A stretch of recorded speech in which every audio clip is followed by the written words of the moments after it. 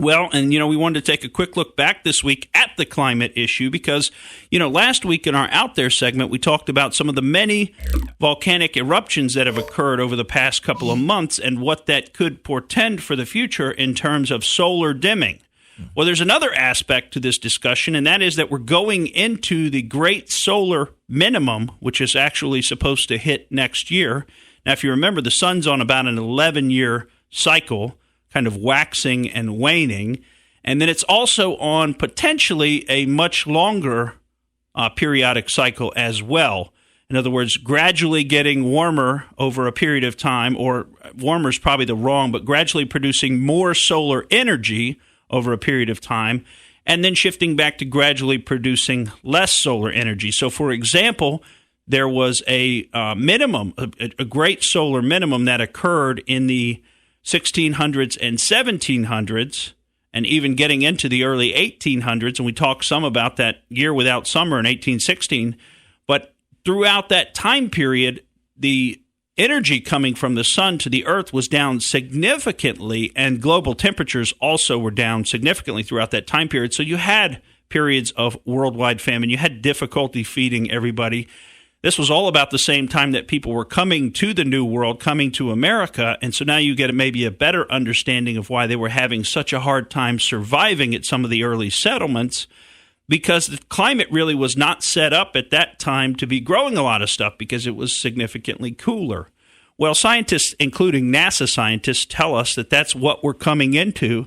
Now, not necessarily this giant, periodic minimum, although they're questioning whether or not we may be. And if you look at the last several solar maximums and then solar minimums, you'll see that it appears that the energy coming from the sun is declining. Now, this has all kinds of effects on the planet because solar energy is what powers every aspect of our climate, from the currents in the ocean to the winds that control all of both the upper atmosphere and the lower atmosphere, all of our storms, monsoons, hurricanes, things like that. These all come from the initial cause is the energy of the sun. Are you talking like the sunbursts, the explosions on the sun, some of the sunbursts that we get that mess with the electronics? Yes and no, because those are sort of like periodic, regular events that happen, these sunspots and things that, yes, we can get an extra dose of various kinds of radiation from the sun. Now, radiation's just electromagnetic energy. But I'm talking about day in and day out, the energy that's coming from the sun that our planet just bathes in, that's what powers all of the climate functions on our planet. So it really, the sun is what affects the climate. That's the primary driver of the climate on our planet. And so now you see things like, what happens when the amount of energy coming off the sun goes down? Well, you have things like the energy that powers the Gulf Stream, right, that channel of warm water that goes up from the Caribbean, Bahamas area and kind of shoots up towards England. That's the Gulf Stream. You have that decreasing dramatically, just like it is right now. And what that's resulting in is it's resulting in cooler weather in northern Europe.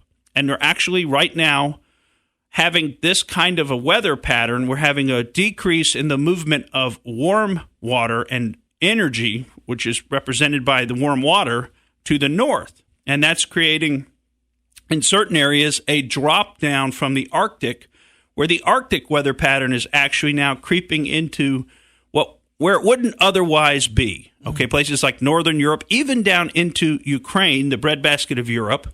This is taking place all across China. This is taking place in our country. And right now, we've got essentially a worldwide phenomenon where farmers are not able to plant in those areas that they can plant in. They're not expecting the kind of yields that they've experienced in the most recent several years. So what we could be stacking up for, because we're having this occur in a lot of different places at the same time, is possibly a major decrease in the amount of food production from the different bread baskets. I mean, this is happening up in Canada. There are articles out there on this. There's a lot of information there, and we could go into a lot of depth on little individual aspects of it, but I'm trying to just keep it big picture at this point and focus on the fact that it looks like farmers all over the world are struggling. And, of course, here in the U.S., we've got our own set of problems, including the year that ended in April. If you count back a year from this past April, that was the wettest 12 months on record in the United States. Wow. I mean, that's pretty amazing, isn't it? Why? And it seems like we didn't really have a winter.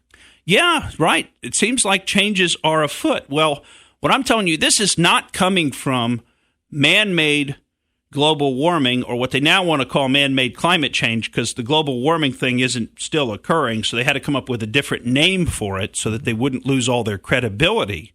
But the man-made stuff is a drop in the bucket, and I don't have it prepared here to talk about this week in detail, but some new studies have just come out, and I believe it was from researchers in Finland and Japan. I may be off on the countries. I know Japan was involved, but I think it was Finland and Japan who actually looked into how much man-made climate change there is, and it's like 1% of the total amount of climate change that's occurred in the last century was caused by man. The rest of it was caused by the sun. So really, the sun is the primary driver of climate on our planet. I didn't think it was that low. I thought maybe 10. And right now, we're going into a period of a solar minimum. So add to that the volcanic eruptions that have put all this extra dust up into the stratosphere, which will create kind of a blanket over the planet. And we could be shaping up for a pretty cold winter this year, followed by a summer next year that may never even come. We'll have to wait and see exactly how all this plays out, but it's worth keeping an eye on and just making sure that you're prepared for what the future may hold. We'll be right back on The Morgan Streetman Show.